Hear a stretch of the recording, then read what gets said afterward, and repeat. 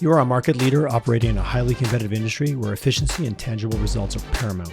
You have a small and dedicated marketing team focused on executing regular marketing communications that must deliver immediate, measurable outcomes. You need a marketing partner that can seamlessly collaborate with your team, ensuring swift and frictionless execution, all while achieving quantifiable results in real time. My name is Tyler Chisholm, and as the co-founder and CEO of Clear Motive Marketing, we can help. With over 15 years of work with clients exactly like you from across North America, we have the team, the skills, and the processes to deliver the marketing that matters to you. Reach out to me on LinkedIn or check out clearmotive.ca to learn more. Hello and a warm Collisions YYC. Welcome to my guest this morning, Mr. Mark Radha. How are you doing, Mark? I am fabulous, Tyler. Thank you. Oh, so good to have you on, man. We met at the Mesh conference actually last fall, I think early December, through a mutual friend, Mr. Chris Hogg, actually said, hey, you guys need to chat. And it's how I meet all the best people in my life. It's funny. They always are introduced by the best people in my life. So I put you in really good company there, my friend. And you do something that I found very curious. I got into this wild world of marketing through my passion for brand.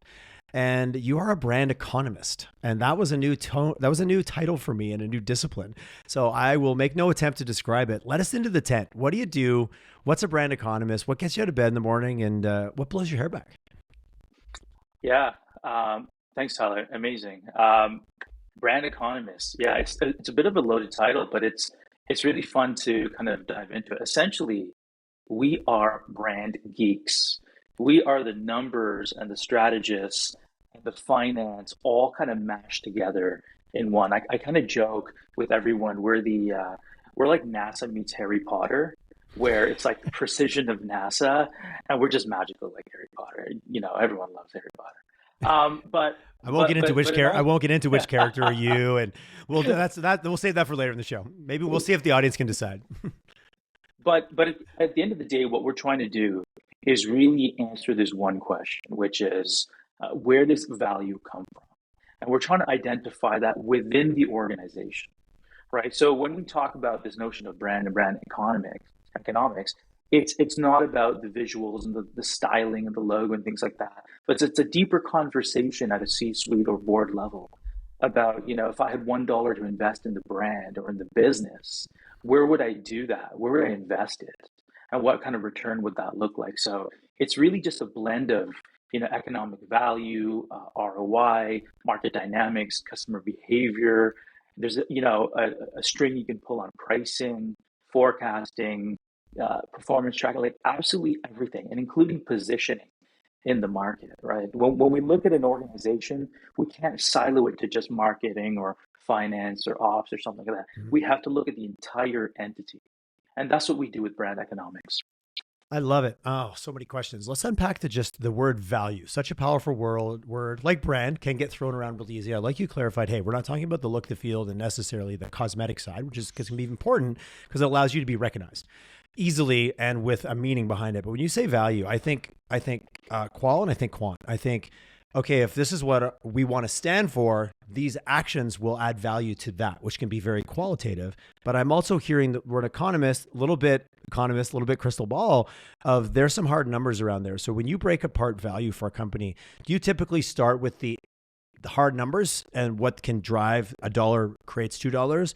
Or do you quickly get into like, okay, this activity will add value to who you're trying to be in the world, and therefore that will create $1? And I'll stop meandering my question all over the place. Yeah, so we take the Moneyball approach, right? We try and figure out what is the outcome that we're trying to essentially Moneyball. So, and that outcome could be something quantitative or qualitative, right? And so let's just take, for example, you're selling used cars or cars in general, right? And so you might have an outcome, which is I want to sell a vehicle. Well, that's a great outcome. We now have to figure out what is the path to selling vehicles. So we need to figure out from that outcome, what are the behaviors that feed that outcome? And there's, you know, different levels of behaviors. Some behaviors are more valuable than others, right? Going and pricing out a vehicle and doing research and doing the online build is one thing, but you know, what about test driving a vehicle, right? That's oftentimes a little bit more powerful. So we need to figure out, you know, what tier of behaviors feed that outcome. And then we go a step further back. Well, what are the perceptions that feed those behaviors, right? And perceptions could be, you know, value for money, trustworthy, They understand my needs, or a slew of other, perceptions that are relevant to the industry. Okay. And it can't be just one, it could be a combination, and then trace it back over time. Now, what are the interactions that feed those perceptions? And so that could look very different. It could be quantitative, qualitative, but those interactions could be everything from, what division, is it a marketing thing? Is it a sales thing? Is it a production thing? Or it could be what channels are you in as well, right? And so based Mm-hmm. on the business, that could change. Like if you are a hospital foundation, right? Your goal is donations, right? And so as a hospital foundation, you actually don't control a lot of the pathways to donations.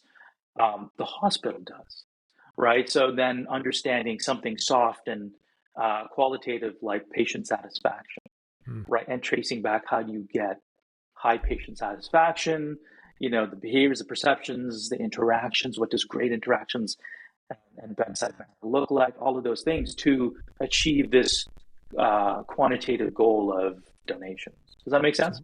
It does. And absolutely, I appreciate you really gave the examples that really show how they blend together. Let's, again, all about establishing shared understanding. How would you define brand? We're in an elevator, you got a couple floors.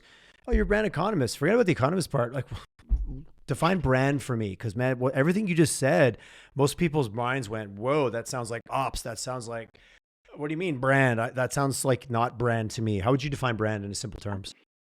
Yeah, so I don't have a clean, neat definition of brand because I think Oh, businesses Mark, are messy, Mark, I had a lot right? of hope. I had a lot of hope with that question. I did. um, So, and so, so let me break it down into this notion of an ecosystem, right? I think brands are like ecosystems. If we look at the ecosystem of Earth, there's so many different things about Earth that we can see, and things which are kind of not seen, that fosters the ability for us to live and breathe and be very successful here on Earth. It could be the magnetic core of Earth, deflecting solar radiation, the ozone layer, and countless other things, the water cycle, things like that. Businesses or brands have the same thing. There's different layers, different things that we see that generate value, and the aggregate of which is brand. So here's an example. I think a lot of people approach brand from the definition of marketing and advertising and customer service, yeah. packaging, that type of thing. And that's not wrong. I think that's the typical, the small B definition of brand. Okay. I think we have to go further. I think we have to go further and look at some of the things which are internal to the organization, not really as visible externally. Things like, well, what's your sales and operations strategy? What's your HR, your culture? What about your intellectual property and your trade secrets? Finance plays a role. Distribution, logistics. I mean, if we think about, the Amazon Marketplace brand, it's not its logo. No one cares if it went from a yellow logo, yellow smiley face to a blue. If you have a bad Amazon Marketplace experience, I guarantee you it's probably with their logistics or distribution system or their Mm. platform, right? And So then is finally, it safe to draw a line to the customer experience and all that that entails and everything you have that facilitates that? And I'm trying to it's oversimplify it, and that might be it. a bad journey for No, me to no, go. you're absolutely right. It's that full brand experience. Okay. Yeah. Yeah. Like bringing everyone together. No, no more these silos and fiefdoms. But how do we all work together to create such an amazing customer experience? Because don't ever forget, your customer doesn't care about your internal politics. They just care about their Yeah. experience. No, that's Oh, but exactly it. Jane is That's mad at exactly. Frank, and Frank is mad at Bill, and I don't give a shit. I just want to know that my thing and my experience or my product or whatever it is arrives in the way and the manner in which back to the journey that I have, and you're hopefully making my life better or actualizing me in some way, as even B2B or B2C. That kind of doesn't matter. That's exactly it. It doesn't matter B2B or B2C. Mhm. Are we seeing, I feel if I look back at history, like brand kind of fell out of fashion a few years back. Oh, we're just going to put online, we're going to run some digital algorithms and that'll get customers, and forget about brand messaging. We'll offer deals. I'm oversimplifying. Then brand, back to the marketing and sales team, seems to be coming back around. Customers are demanding more. Obviously, pandemic had an impact. What are you seeing in kind of the cycle and the maturity? Because companies love to go through, hey, we do this for a few years and that falls out of fashion and we do this. Is brand in the way that you're defining it here? I'm being optimistic even in this question. Is it on the rise? Are more companies going, okay, stop. We need to look rev op, sales op. We're trying to look at more things under bigger umbrellas. Is that positively impacting the brand economist journey? I think there is definitely a positive impact because I think everyone is a little bit more awakened in the market to understand that it's going to require more than just advertising itself, Yeah. right? Or just being in the digital mix itself. We have a media mix, we have a marketing mix, we have a full brand mix that we got to actually look at. And so in that case, it's increasing. But I think there's also been a little bit of an erosion in the market where, we keep changing the names of things. And so we went from, We can often blame the brand marketing to people for that, but that's another story. Yeah, absolutely. oh yeah, absolutely. And it's almost like we're shooting ourselves in the foot, right? When it comes to that, in terms of trying to build credibility. I think someone called it ballistic podiatry, right? I've not heard that term, ballistic podiatry. And it's interesting, we went from what was it, brand to reputation, and we have a fight about, is it one or is it the other? Is it both? Right? We've gone from comms to marketing. We've gone from what was it? Information to data. Like, who cares what the name is? Let's just, march down the road. The customer hasn't changed, right? And we keep changing these things. Is it the CMO or is this chief experience officer? All these other things. And so, I'm not going to lie, it gets a bit silly sometimes. I'm like, oh my God, what new made up, like I'll meet someone, they'll tell me their title. And I'm like, I don't want to laugh, but I'm like, what is this made up thing that you've got? What the hell does that even mean? Yeah. And good intentions, good intentions. I'm not trying to undermine anybody, but sometimes it feels, you're right. It inhibits credibility because you look like you have ADD. Yeah. And our tools have gotten better. But the customer's still saying, hey, stop, you guys stop looking at me, right? It's still about me. And the CFO is saying, you still haven't proved it to me, right? So you got all these tools, and you end up being this human pinata, show me the money. And it's just a vicious cycle. So yeah, I think that things have improved in some ways, but, the more intelligent we get, the more, that's a kind of, it's not that it's a bad thing, but I know what you mean. Yeah. So if you're sitting at the table and you're sitting at the C-suite, who's your biggest, I'm just going to say it because we're not naming names here, but who's your biggest adversary? Is it the CFO? Like hey, prove it to me. I've been asking to have someone prove it to me for years. You're not proving it to me. Like where do you get the detractors? Because often those can be your biggest advocates once you do prove it to them. So I'm just curious what that journey looks like as you're engaging with, and we'll talk about different types of organizations, but when you walk in, who do you know right away that's probably going to be coming at you from the corner of the room? Oh, CFO all the time, except that CFOs have turned to love us.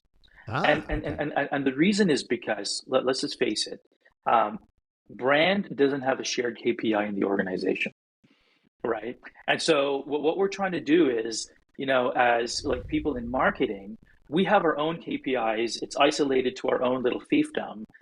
Everyone else outside of our fiefdom doesn't understand, culture and things like that. Because if you ask the CFO, where's the value of culture? Where's the value of, human capital and all these other things? They have some measures for it, but it's tenuous at best. Why? Because they've come up in a world where this language doesn't exist. And their only yardstick and tool they have is gap accounting. And gap accounting can't account for any of these things that we've just talked about, right? And so the CFO is always kind of looking at us with one eye crooked up, saying, you know what, like, prove it to me. But then when you start to actually bring everything back to, well, let's bring it down to dollars and cents because you understand that, and we'll put it in your way. How do we invest $1 and generate $3 out of it? And start creating KPIs and say, hey, marketing, this is how you lead on this. And, customer care, this is how you support. Or maybe customer care, this is how you lead on it. And marketing, this is how you support. And we start to create cross-organizational KPIs that the CFO is going to start to say, you know what, maybe I don't understand 100%, but I understand it, 70%, 60%, that's a win. Right. And now I'm starting to see movement. I'm starting to see trends. I'm starting to see change that we were a 3, now we're a 5. What does that mean? And okay, it's moving in a good direction. Branding does not have shared KPIs across the organization. There should be. Is there, of course, the opportunity? Is there any that come to mind that tend to show up more? Because every organization is going to have a little bit of its own formula, I'm assuming. Is there some ones that you see typically? Like I got a CFO now, he's leaning in. We kind of got his attention, or her attention, and they're very curious about what would be some of the shared KPIs that you see start to come up that are more or less consistent across different orgs? KPIs across different orgs. I'd have to say it's very much organization specific, right? Which, And yeah, it's also, and I have to just put the qualifier that it's brand specific, right? Some of the drivers that drive BMW are not the same drivers that drive Mercedes Benz, right? And so we got to account for that. But aspects are around, obviously business transformation. We've seen some KPIs around that have come up. Integration has been a huge factor, especially because we live in a SaaSified world, right? And Mark, you got a lot of good ones like Sassified. Have not heard that before. Didn't heard the ballistic podiatry. Like you got, dude. You're building my my references of words I'm going to use later today at cocktail parties. Love it. But just really like aspects around like even retention and human capital are ubiquitous across all organizations Yeah. and extremely important, right? Because it's driving down costs. A lot of CFOs are faced with the prospect of, do I grow revenue or reduce costs? Well, depending on your rate of return, it's easier just to reduce costs to generate the same kind of financial impact. So these are the kind of KPIs that we start to see. But then in a situation like that, would you then be brought in or would have the opportunity to say, okay, you can reduce costs, but if you reduce it in these areas, you might see a metrics, a KPI improvement in the short term, but you're actually going to potentially cause negative impact on reduced revenue in the long term. Like, would that be an example of sure, you can cut staff to reduce costs. It's like a restaurant reducing the quality of their food. Man, we got really profitable for about 2 months and then the restaurant was empty and we went out of business. There's lots of those stories because it's very one-to-one. Would that be a role? Would that be a seat where you would say, hey, yeah, okay, but let's make sure we're not reducing costs in areas where that when I extrapolate out will actually hurt you in the 6 to 12 month timeline or more. Yeah. So two things. Number one, we put it in terms of we put it in a language the CFO understands, right? And the language is what is the value at risk, right? And so we're saying that, hey, let's quantify the value at risk of a decision, whatever that decision might be. Reducing headcount or pivoting and repositioning in another way, and that would be it. But number two, I think the most important thing is we don't advocate for the reduction or the increase of anything. At first, let's have a conversation about the optimization of what you currently have, right? And so can we better utilize the dollars in different ways to create a little bit better outcomes? If so, let's have that conversation first, because maybe we can offset some reductions that you might have on tap, and it might be just a non-starter, like a nothing burger to begin with. Same dollars, better use. I like that a lot. Yeah, exactly. And that also feels a lot safer, right? Oh, okay. We're going to keep the same pieces on the board. We're just going to rearrange them into different formats and change the whole potential experience or the outcome that we're getting. Does that pave the road a little bit easier for you to come in to an organization as the consultant, as the outsider? We're going to slash this or we're going to spend here. Easier for you to say, Mr. Consultant.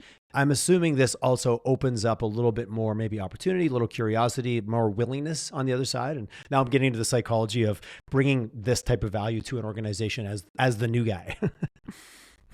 Yeah, I mean, it's just that, it starts to build credibility, and credibility isn't built right away, and it's earned over time, right? And so where we can start to define boundaries and what a win looks like, or, we're able to manage expectations. If we hit those expectations, that credibility builds. Not just, by the way, not with us.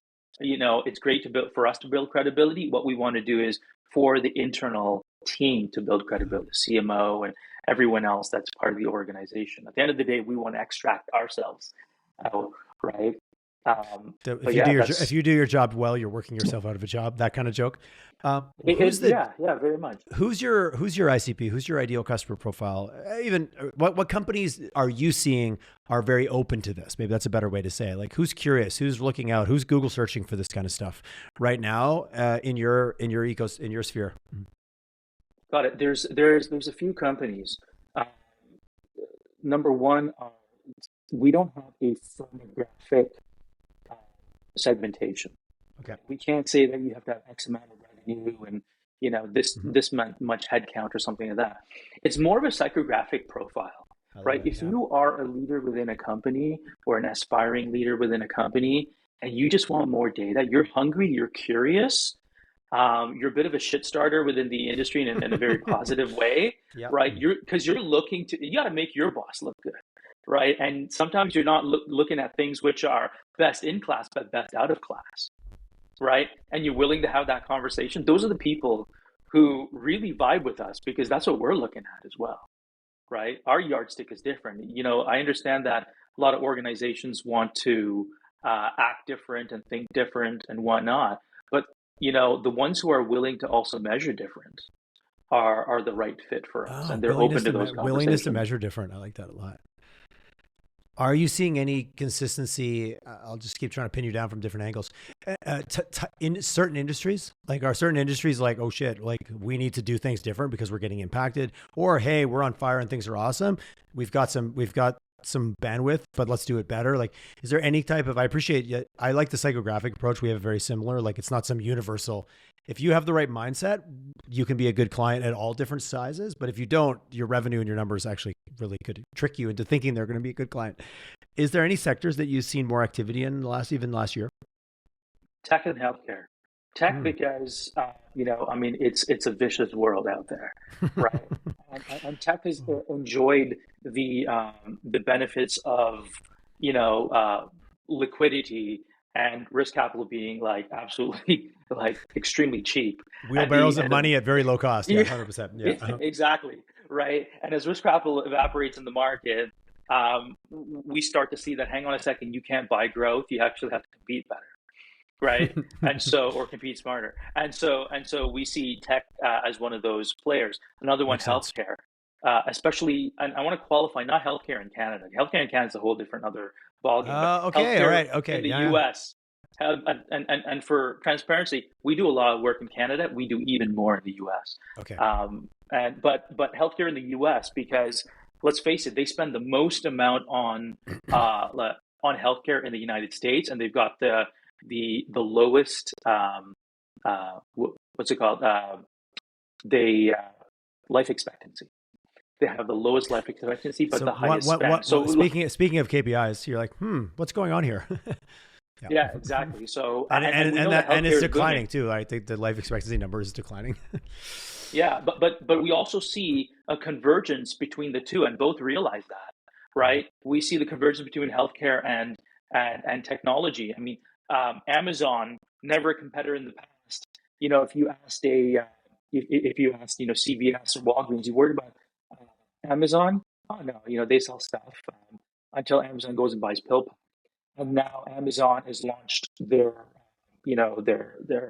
insurance services as well. Coming at absolutely everyone. And then we've got AI, and then we've got like computing power, all these other things. These are like two massive worlds colliding, and so Hmm. and then you factor in all these like macroeconomic factors into it. Yeah, you got to compete smarter. Do you have any, my audience ranges from large kind of Fortune 500 CEOs all the way down to like startup founders and 5 people and just got their first check. Is there a bit of a playbook or a, checklist that you might put forward of like, hey, no matter how big you are, how small you are, or what, if you've got the right psychographic profile, these are the things that I would say from Mark's perspective, you can start thinking about no matter where you are in your journey around building an organization that delivers something of value to a customer, just to try to make it as broad and as concise as possible. Is there any kind of ranking or just thoughts, even not in order, that you would start to say, hey, get these on your radar. No matter where you are on your journey, these are important to be thought about. Got it. Yeah, I think there's two things. Number one is we have to just educate ourselves and acknowledge or bring to the forefront the fact that our worlds have changed. Hmm. Right today, intangibles are the new raw materials that build brands. Back in the day, we used to rely on property, plant, and equipment, and all of those things are fabulous and important. But today, we've got things like patents and data, reputation, networks, relationships, all these things, Hmm. which are the new ingredients that are driving organizational value today. And while that's interesting and we understand it, I don't think people truly appreciate the value of that, right? That's And tough. how value is derived. I mean, a great example, we look at United Airlines, market cap of United Airlines somewhere around 10-ish billion dollars. The value of their loyalty program, almost $22 billion, right? So when you start to ask the question, where does value come from? Well, that should answer it for you. Do you But find curious, just to interrupt you for a second? It's like we joke at Clermota for you. You can't see the label when you're inside the bottle. And I've worked with a lot of coaches. They're like, so many companies don't truly understand their own core competencies because they're too close to it. They just assume that's the way everyone does it. They just assume that's the way it's supposed to be.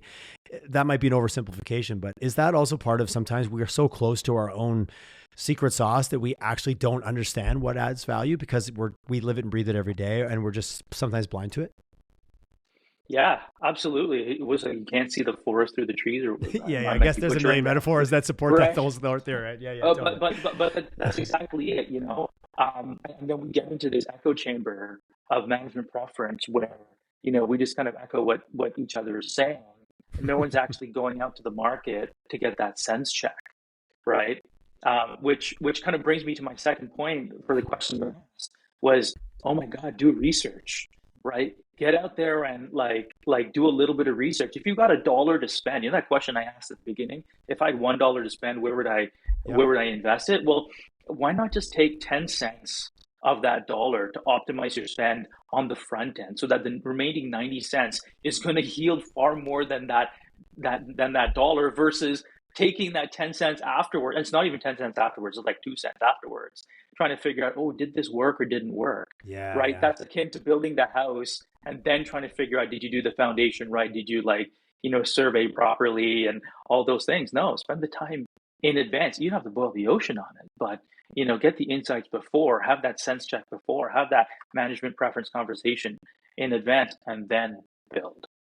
Do you find even in today when you like do your research is almost a cliche, companies still want to skip that step with some illusion of speed or some illusion of we already have it figured out? I run into it all the time, so I'm curious if I'm not alone on that one.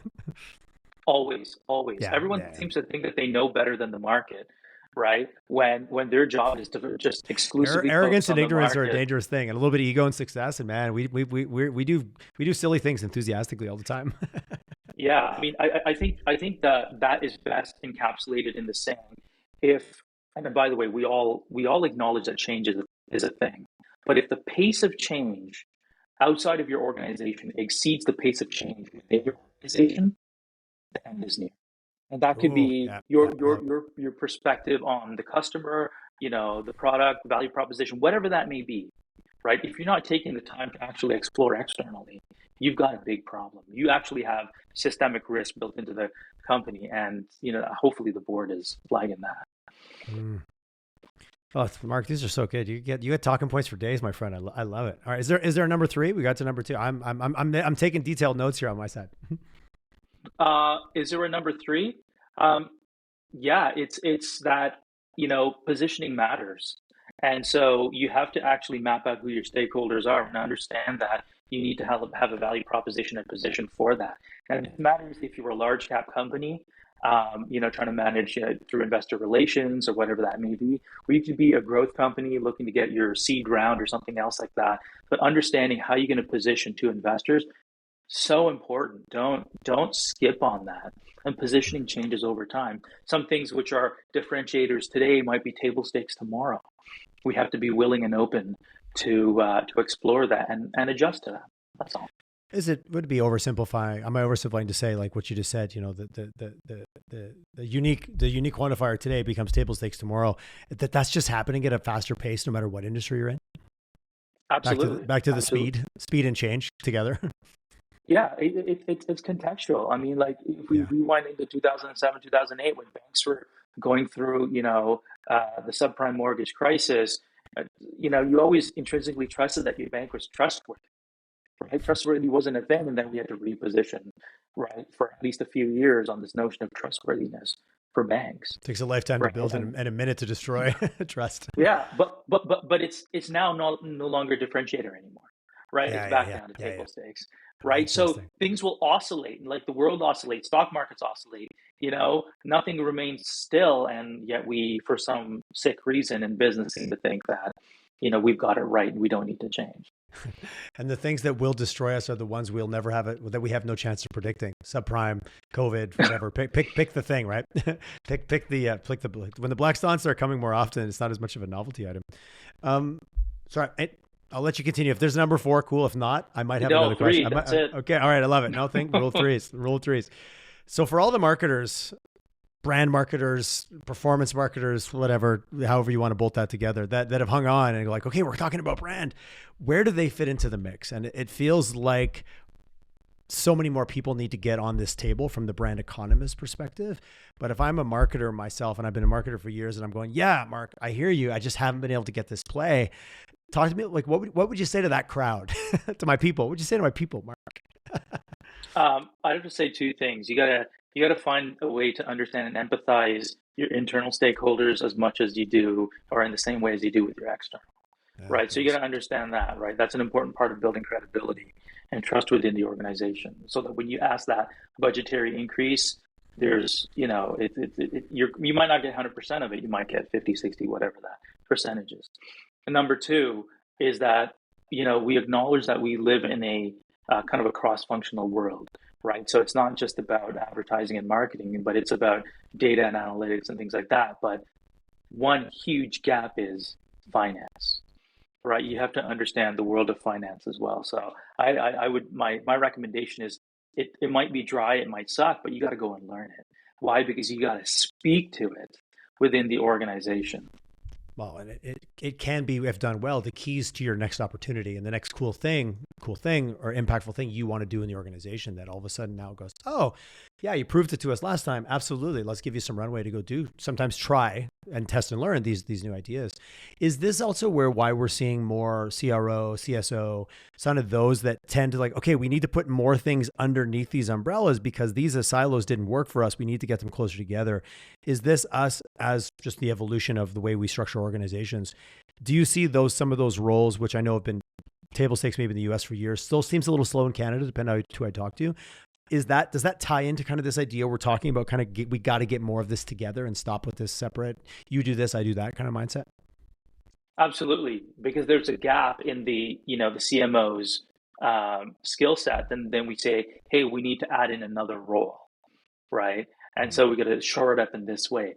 That's actually not the solution. We need to actually ensure that our CMOs are better equipped, and everyone within the organization was within that function is better equipped. I'm shocked that more CMOs don't have a finance geek on their team, right? They've got a data geek on their team nowadays, right? Or analytics is a separate thing, and they got to go, hunt someone down on that side.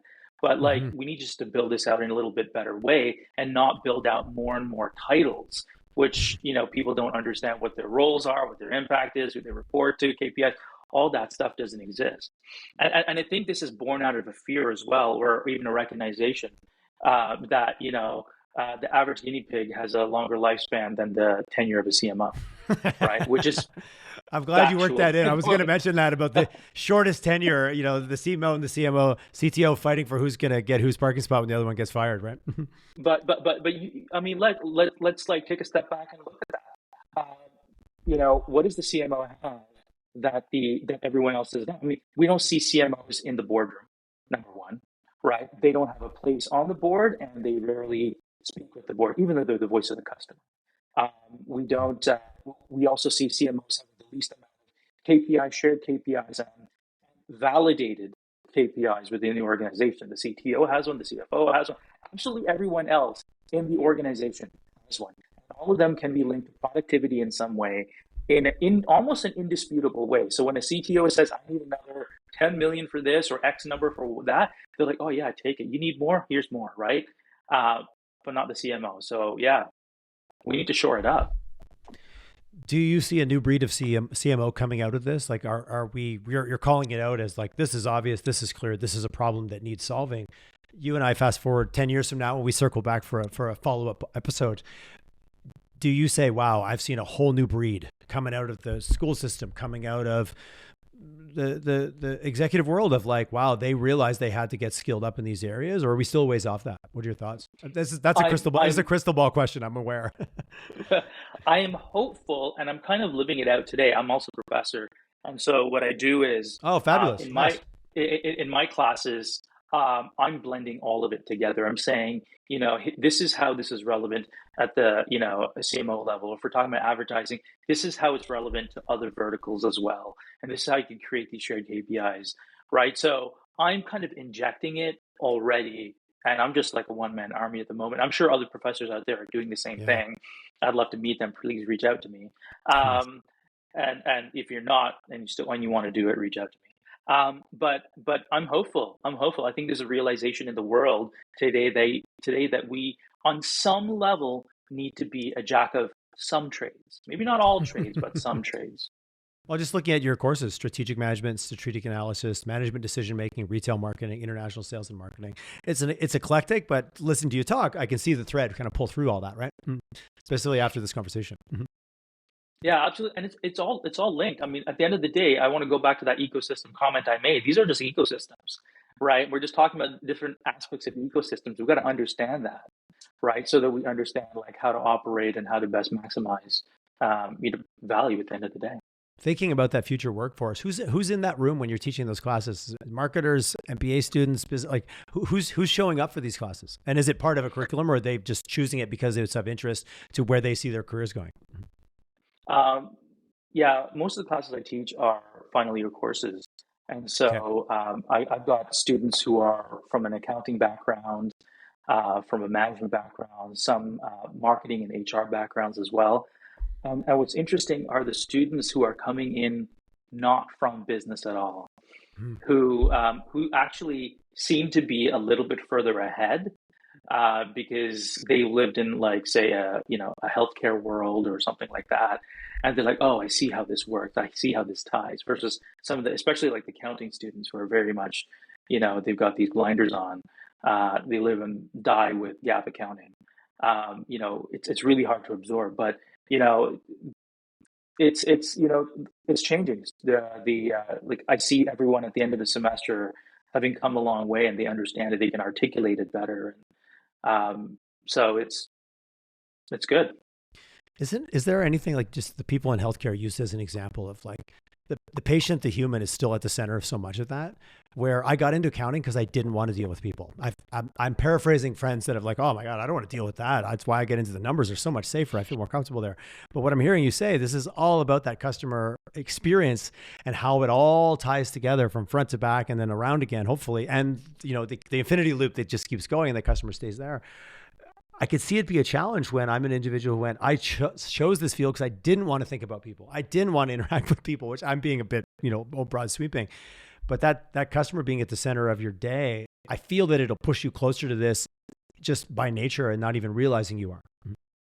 Yeah, I mean, even okay. So let's take it as from a concrete example. An accountant, you're right. They might go into it because they want to kind of avoid the customer. But imagine you're building out your financial statements and you've got a line on there for some of the intellectual property that you have, right? The patents and whatnot, right? And so you got to value the patents on your balance sheet. You let's just say that you're Apple, and you start to realize that, hang on a second, the revenue derived is far exceeds the value of the patent or the recorded value of the patent on the balance sheet. If you want to try and reconcile any of that or understand how that effect works, the Morban effect works, you got to understand that part of that is loyalty, part of that is price premium.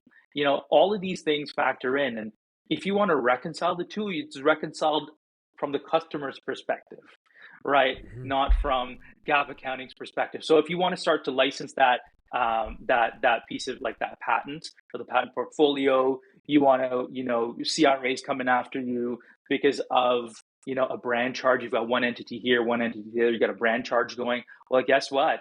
The validation for the brand charge is I hate to say it, a customer-based validation. That's what I'm sensing, Mark. I'm picking up the theme. I'm picking up the theme as we pull.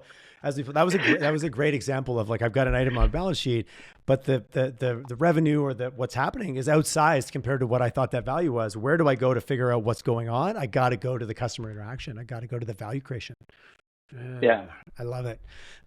How does someone engage with you? Do they sit down and just have a good chat? And do you do an audit? Like what's kind of first, like I'm always thinking about somebody who's like me, who's on this going, okay, cool. What's next? What do I do? How do I go from here? How do I get more learned and more engaged with this concept? First of all, flash that logo right into the clouds, and I will see it. Oh, Uh, nice. Okay. I love it. Yeah. but no, I mean, you can always reach me on LinkedIn. I'm there, but honestly, like everyone's always asked me, how do you get into this field? And it's really hard to describe. I'm just a geek's geek here. I love learning about research around the customer. I'm a finance geek. That's actually where my degree is, right, in modern portfolio theory, options pricing, things like that, right? But I love brand. I love marketing. I love these amazing business ecosystems and things that organizations have created. But the reality is, there's only one way to do it: just to speak to a variety of different people, and to read absolutely everything, and more importantly, to speak about it, right? Because at the end of the day, it's just constellations. Like, you might read an article here or an article there, and it's just a point of data. But finding a way to connect the two, now we've created constellations. If you've created Mm. constellations, now we can navigate the seas, right? We can open up other sources of value, and so that's the way that I've gone about this, right? Stitching this all together. I love it. So interesting. When we first met, I was like, I am so curious about what you're doing and how it contributes and how it all ties into this very often amorphous word that we call brand that gets thrown around so frequently and incredibly loosely. Loosely, is that correct? So, okay, bonus question at the end. You made the reference early to Harry Potter. So if we were going to put the sorting hat on, my wife loves Harry Potter, so I've by default watched it many times. Where do you fall? Is it Gryffindor? Is it Slytherin? Like, I'm putting you on the spot here, but you did make the Harry Potter reference at the beginning. You know what? I think probably Gryffindor. Nice. Definitely Gryffindor. Yeah. For no good reason. I've got zero good reason why I would be in there. I think but other than because Harry was in there and Harry's gangster. I've got So, something up on my screen, which, yeah. Gryffindor is daring, Slytherin is ambition, Hufflepuff is loyalty, and Ravenclaw is curiosity. I had never heard them explained that way. So Oh, Google's oh. given me that. So I was like, oh, because like before I So, ask the question, I better have my stuff together on my side so I know what I'm asking. so maybe I would be. What was the last one you said? Ravenclaw is curiosity. Maybe I would be Ravenclaw because I just for think I would be there curiosity. as well because curiosity is my Yeah. thing. I love it. I'm like, I wouldn't have picked that. It's because I've never seen it defined that way. So for the Harry Potter geeks, they'll be all laughing at us right now. But if you're listening 50 minutes in, it's because you enjoyed the chat. So you're like, oh, okay, what are these guys going to talk about now? Mark, that was a fantastic conversation. I appreciate the clarity. I love the way you laid it out. You gave us the point 1, point 2, point 3 on multiple fronts, which makes it so much easier for the audience to go, oh, okay, number 2. Yeah, I like that. And I love the journey that you're on, and I will. You and I will be chatting again. I'm going to boldly throw that in whatever context. But really enjoyed Love it. it. So LinkedIn is a preferred platform for you. I heard you loud and clear. Strata Yes, Insights is Strata Insights is your company, correct? it is. Excellent. And should we go? You got a website out there too? I'm assuming we might want to go check out. Yes, stratainsights.com is Lovely. up there. We'll put all that in there, but I love to just be really. I am a sales and marketing guy, so let's tell the world. First rule: make it easy to let them find you. Step 1: That's right. measure, model, maximize brand experience ROI. Love what you do, Mark. Really, really impressed. You gave me lots of think about today and some good fuel for my thoughts for the rest of the weekend. So, my friend, thank you so much. Thank you. Pleasure to be here.